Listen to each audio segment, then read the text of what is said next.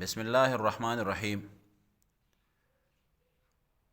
ورونو چې کله انسان مونځ کوي د ده په مخ کې به نورانیت داسې واقعیږي.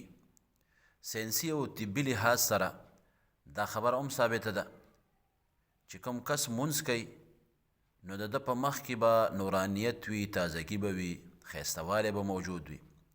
ځکه عامو حالاتو کې چې کله انسان ولاړه وي، ناسته وي، دې کې وینه د دماغ و رګونو طرف ته زیاته نه ځي. خو چې کله انسان د سجدې په حالت کې وي نو بیا وینه دماغو ته، برین، اعصاب، برین نیرو چې کوم دي،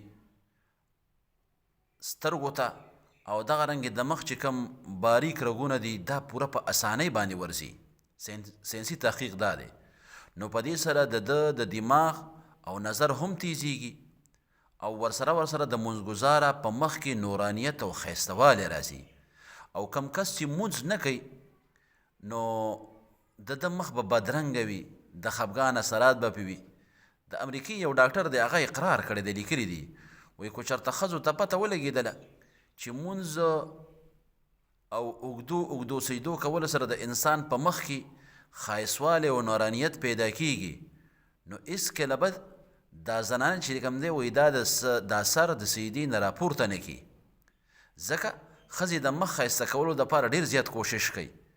نو بهترینه خبره دا د خپل وروڼو ته دا پیغام ورکومه چې سجدې کوي، ښه مزېدارې ښایسته دې کوي، په مخ کې به یې نورانیت پیدا کېږي، ښایستهوالی به پیدا کېږي.